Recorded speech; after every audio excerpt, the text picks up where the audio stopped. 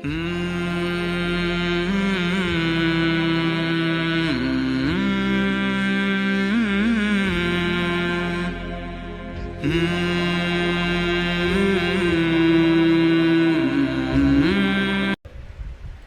گے اما آن لسیدنا ان نزورہ، ارے ہمارے آقا آپ کہاں رہ گئے، اسی تو سکنے پہ گئے توڑے انتظار چی۔ وہ کہے گا شکر کرو میں آ گیا جی، میں بڑے لطر کھا کے آ رہے ہیں۔ اور وہ سارے بڑے خوش اچھلتے کودتے لے کر اس کو ایک میدان میں لائیں گے۔ جب وہ ادھر دیکھے گا تو کنارہ نظر نہیں آئے گا، جب ادھر دیکھے گا کنارہ نظر نہیں آئے گا۔ وہ کہے گا لمما ہا ہونا، یہ سارا کچھ کس کا ہے؟ وہ کہیں گے ہمارے آقا یہ آپ کا ہے۔ اس کو تخت پہ بٹھائیں گے جو موتیوں سے، ہیروں سے، زمرد سے، یاقوت سے، سونے چاندی سے بنا ہوگا۔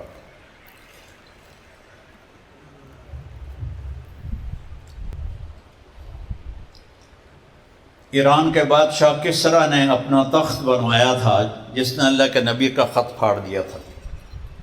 اس کا نام تھا طاقدیس۔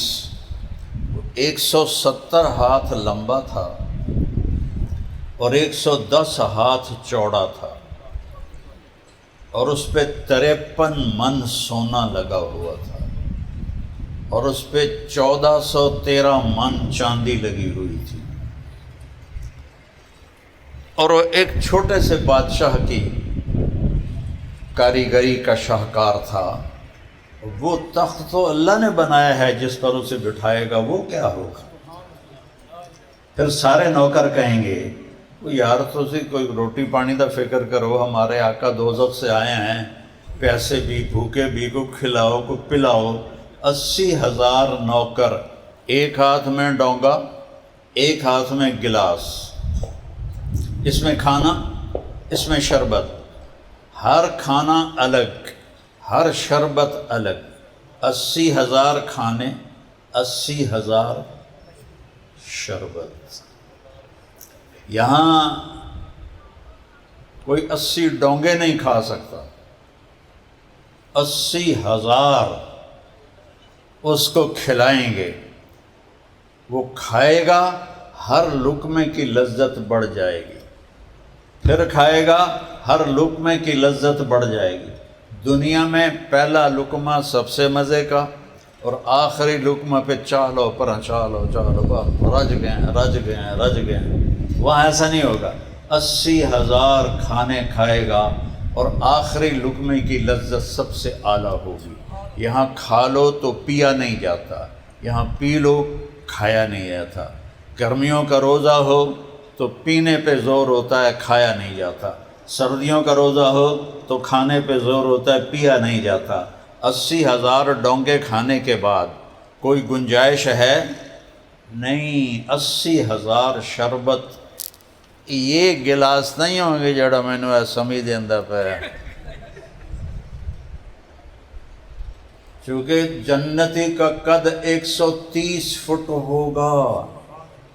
یہ جو اسماعیل مسجد کا جو مینار ہے اس سے بھی بڑا قد ہوگا، تو اے گلاسی کتنے نظر آئے گی؟ گلاس بھی اس کے حساب سے بڑا ہوگا، تو وہ سارے شربت پی جائے گا، نہ پیٹ پھٹے گا، نہ الٹی آئے گی۔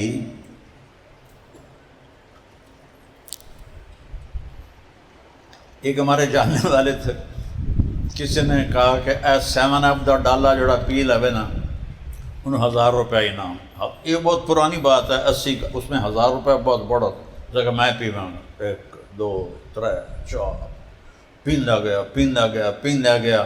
جب آخری کھول کے منہ میں ڈالی تو ساتھ ہی الٹی ہوئی اور سارا باہر۔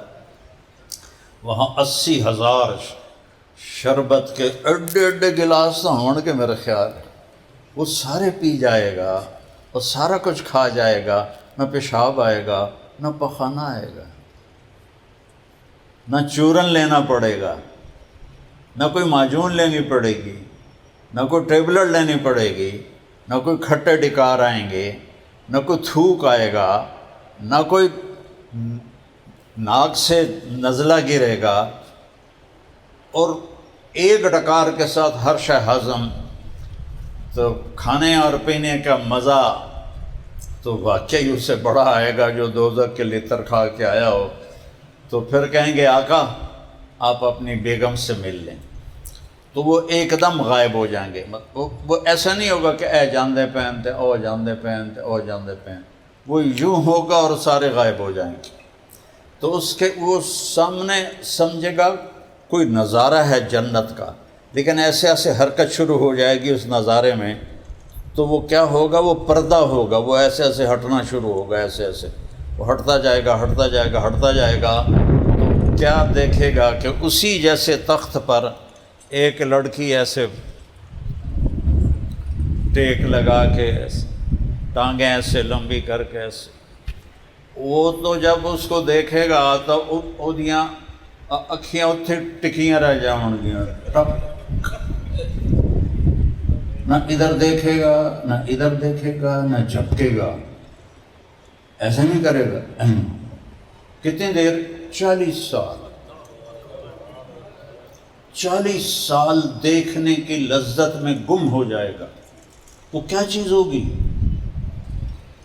اور یہ سب سے ادنا درجے کی جنت کی لڑکی ہے حور، تو اعلیٰ درجے کی حور کا کیا مقام ہوگا؟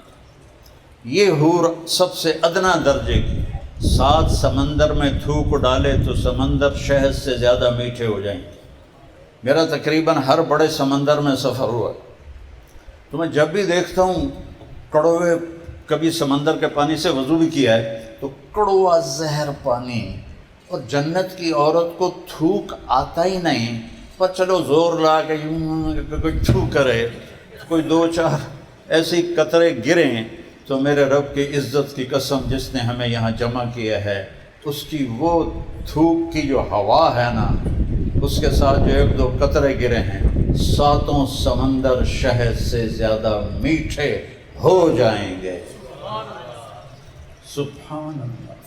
اس کے بول میں کیا مٹھاس ہوگی، اس کے نغمے میں کیا مٹھاس ہوگی۔ کبھی وہ کہے گا مجھے تم گانا سناؤ، تو جنت کے درخت ساز بن جائیں گے، ہوا موسیقار بن جائے گی، ہوا سر بنائے گی، اور درختوں سے وہ سر نکلیں گے، پتوں سے، ٹہنیوں سے، شاخوں سے، پھولوں سے، پھلوں سے وہ سر نکلیں گے، اور اس کے ساتھ وہ گائے گی۔ وہ ہزاروں برس بھی بیٹھ کے سنتا رہے، رب ذوالجلال کی قسم اس کا مزہ ختم نہیں ہوگا۔ جنید جمشید رحمۃ اللہ علیہ مجھ سے کہنے لگا ہم 3.5 منٹ کا گانا بناتے ہیں۔ میں نے کہا یار 4 منٹ بھی نہیں کر دے ہو؟ انہوں نے کہا لوگ بور ہو جاتے ہیں، لمبا سنتے نہیں ہیں۔ 3.5 منٹ۔ اور جنت میں جب اللہ سنائے گا جنت کی حوروں کا پہلا نغمہ تو وہ 70 سال کا ہوگا۔ اب جب پھر وہ کہے گی یا ولی اللہ اما لک فینا من رغبت، ارے اللہ کے ولی تو تجھے میری حاجت کوئی نہیں، اور ویکھنتے ہی ٹپائی جانا سارا ٹائم۔ پھر اس کو ہوش آئے گا، ایسے کہے گا من انتی، بی بی کون ہے تو؟ کہے گی تیری زوجہ، تیری حور، انا من اللواتی خبین لک، تیرے لیے چھپائی گئی ہوں۔ پھر تو وہ دوڑ لگائے گا اور ہوا میں اڑتا ہوا جائے گا، اور جا کر جو اس کو جو جپھی ڈالے گا یہ 70 سال کی جپھی ہوگی، معانقے کی لذت لیتا رہے گا۔ تو اس کے بوسے کی لذت کیسی ہوگی؟ ادنا ایمان کا ذرہ اس اور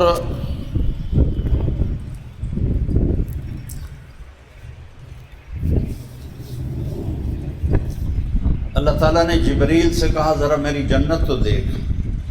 وہ جنت میں گیا تو نور کی چمک اٹھی، جبریل سمجھے اللہ کی تجلی پڑی ہے تو وہ سجدے میں چلے گئے۔ جبریل جو سب سے قریب ہے اللہ پاک کے، عرش میں سب سے اوپر جس کا مقام، انہوں نے سمجھا اللہ دی کوئی تجلی پہ گئی۔ تھوڑی دیر کے بعد آواز آئی، یا امین الوحی ارفع راسک، اے وحی کے امانت دار سر اٹھا۔ جب سر اٹھایا تو ایک لڑکی مسکرا رہی تھی، اور اس کے دانتوں کا نور، چہرے کا نور اتنا زبردست تھا کہ جبریل سمجھے اللہ کی تجلی ہے۔ کہنے لگے قربان جاؤں تیرے بنانے والے پر، اگر لوگوں کو پتہ چل جائے کہ تو بھی یہ چیز ہے تو تیرے لیے سب کچھ لٹا دیں۔ وہ کہے گی تجھے پتہ ہے میں کس کے لیے ہوں؟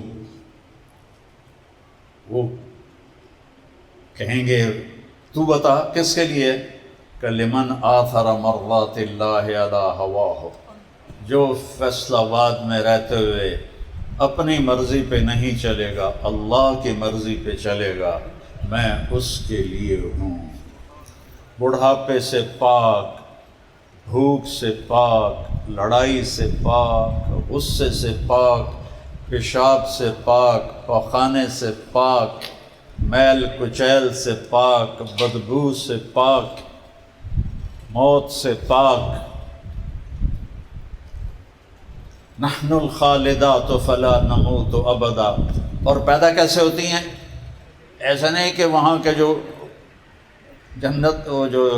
جنت میں غلام ہیں ان کی اللہ شادیاں کرتا ہے، اس سے حوریں پیدا ہوتی ہیں، ایسا نہیں۔ جنت میں ایک نہر ہے، اس کا نام ہے بیدخ، وہ موتیوں سے ڈھکی ہوئی ہے، اس کے اندر مشک، عنبر، زعفران، کافور چلتا ہے۔ اللہ نے ہمیں آگ، پانی، مٹی، ہوا سے بنایا۔ دیکھو کیسے انسان بنے بیٹھے ہیں، باتیں کر رہے ہیں، دیکھ رہے ہیں، سن رہے ہیں، کھا رہے ہیں، پی رہے ہیں۔ اللہ نے جنت کی لڑکی کو بنایا ہے مشک سے، عنبر سے، زعفران سے، کافور سے۔ اس نہر میں یہ چاروں چیزیں چلتی ہیں۔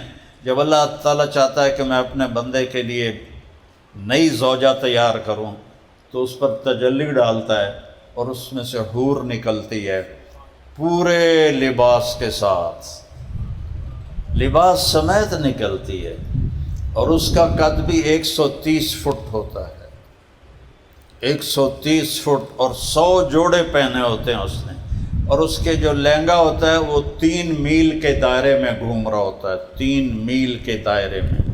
یہ جو شادی پہ دلہن کو پہناتے ہیں تو بیچاری کدی ادھر نپ دیے، کدی ادھر نپ دیے، وہ تو کل تو رہا بھی نہیں جاندہ، تو اس کا جو وہ لہنگا ہوگا وہ 3 میل کے دائرے میں گھوم رہا ہوگا، اور 130 فٹ اس کا قد ہے، اور اس کے سر کے بال چوٹی سے لے کر پاؤں کی ایڑی کا بوسہ لے رہے ہوں گے، 130 فٹ لمبے بال ہوں گے، اس میں موتی، ہیرے، یاقوت ہوں گے، جوئیں نہیں ہوں گی، لکھا نہیں ہون گیا، جواں نہیں ہون گیا، اس میں ہیرے موتی ہوں گے، اس میں خشکی نہیں ہوگی، ڈینڈرف نہیں ہوگی، اس میں ایسی خوشبو ہوگی کہ جب وہ یوں کرے گی نا اور اس کے بال لہرائیں گے تو پوری جنت میں خوشبو کے حلے آنے لگ جائیں گے۔ ادنا ایمان کا ذرہ، ادنا، ہمارے پاس سب سے ادنا اکائی پیسے، روپے کی 1 پیسہ ہے، 1 پیسے سے کم کوئی رقم نہیں ہے، تو یوں سمجھو کہ وہ پیسے سے بھی کم ہے، وہ ذرے کا ذرہ ایمان کا ہے، اور اللہ اس کی قیمت لگا رہا ہے۔ پورا ایمان لے کر جانے والا کیا ہوگا اس کی؟ جنت کی سب سے بڑی نعمت اللہ کا دیدار ہے، سب سے بڑی نعمت۔ اور اللہ تعالیٰ جنتیوں سے، میرے نبی نے فرمایا ان اللہ یتجلی للناس عامۃ ولأبی بکر خاصۃ، اللہ تعالیٰ سارے جنتیوں کو دیدار عام کرائے گا اور ابو بکر صدیق کو دیدار خاص کرائے گا۔ اور میرے نبی نے فرمایا میرے بیٹے حسن حسین جنت کے نوجوانوں کے سردار ہیں، اور میری بیٹی فاطمہ جنت کی عورتوں کی سردار ہے، اور علی کا مرتبہ حسن حسین سے بھی اوپر ہے۔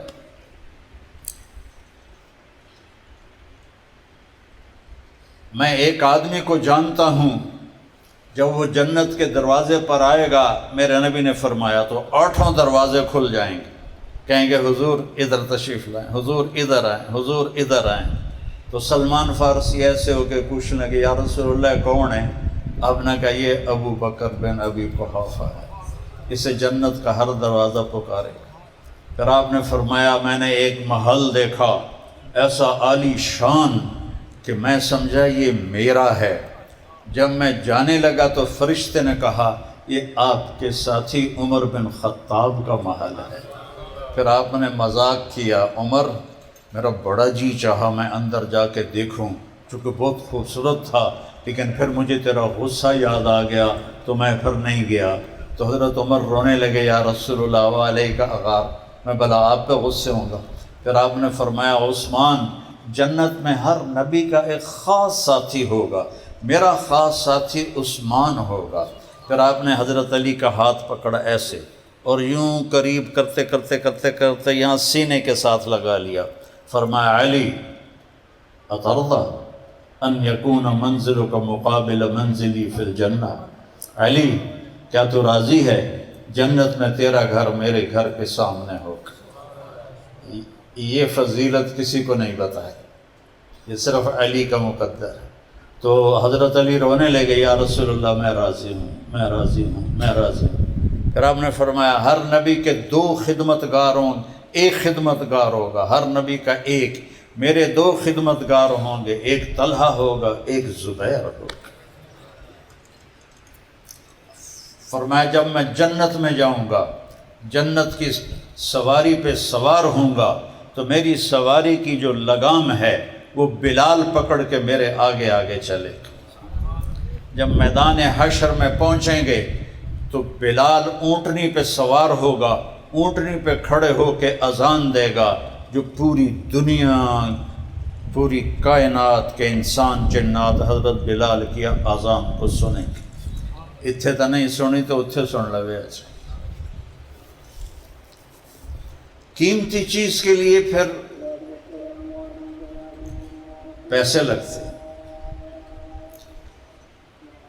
میں گیا ہانگ کانگ تو انہوں نے مجھے ایک سٹور دکھایا کہ یہاں سب سے کم درجے کی جو چیز ہے وہ $10,000 کی ہے، $10,000 سے اوپر پھر شروع ہوتی ہیں قیمتیں، کم سے کم قیمت $10,000 ہے۔ تو وہاں پھر عام آدمی کا داخلہ منع ہے، عام آدمی نہیں جا سکتا ہے۔ تو یہ تو میں نے ابھی چھوٹی جنت بتائی ہے، جنت الفردوس ہے جو اللہ نے اپنے ہاتھوں سے بنائی ہے۔ پھر جنت الفردوس میں حظیرۃ القدس ہے جس کے بارے میں اللہ نے کسی کو بتایا ہی نہیں ہے، میرے نبی نے اس کا نام بتایا ہے، اس میں کیا ہے وہ نہیں بتایا۔ وہ اللہ کے خاص الخاص بندوں کے لیے ساری جنت کن فیکون سے بنی، اور جنت الفردوس کو میرے اللہ نے اپنے ہاتھوں سے بنایا۔ سارے جنتی اللہ کا دیدار کریں گے 8ویں دن جمعہ، اور جنت الفردوس کے جنتی اللہ کا دیدار کریں گے صبح بھی اور شام بھی، صبح بھی شام بھی۔ ایوب علیہ السلام سے کسی نے پوچھا بیماری کے دن یاد آتے ہیں؟ کہنے لگے ان دنوں سے صحت کے دنوں سے اچھے تھے۔ وہ کیسے؟ آپ کو بڑی یہ کیڑے پڑ گئے اور یہ ہو گئے، یہ سب بکواس ہے۔ اللہ انبیاء پہ ایسی تکلیف نہیں لاتا کہ جس کو دیکھ کر لوگوں کو کراہت ہو اور نفرت ہو۔ بیماری تھی، تکلیف تھی، کیڑے ویڑے، یہ ساری اسرائیلی بات۔ فرمایا بیماری کے دن اچھے تھے۔ کہ وہ کیسے اچھے تھے؟ کہ جب میں بیمار 18 سال بیمار رہے، جب میں بیمار تھا تو ایک دفعہ دن میں روزانہ آسمان سے اللہ کی آواز آتی تھی ایوب کیا حال ہے؟ تو اس میں جو مزہ تھا وہ اب اس صحت میں نہیں، ان چیزوں میں نہیں۔ از لذت دیدارش خسرو چتواں گفتن سردادن و جان دادن نادیدہ رخ یار۔ امیر خسرو کا شعر ہے کہ میرے مالک تجھے دیکھے بغیر تجھے دیکھے بغیر جانیں قربان کر دیں، سر کٹا دیے، جسم ادھیڑ دیے گئے، آگ میں جلا دیے گئے، پانی میں بہا دیے گئے، تیرے عشق میں تجھے دیکھے بغیر یہ حال کیے، جب تجھے دیکھیں گے تو کیا حال ہوگا۔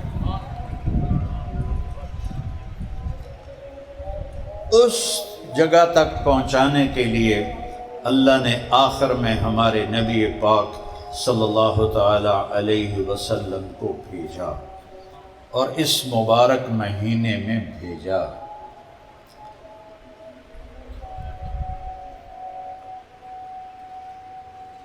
یتیم،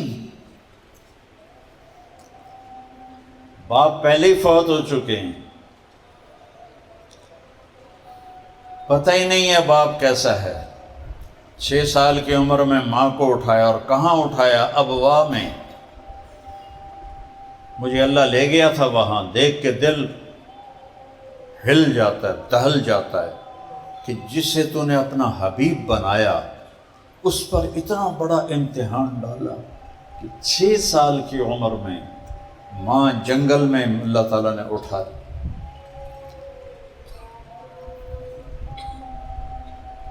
اور اسی مہینے سے اسلام کی سربلندی شروع ہوئی۔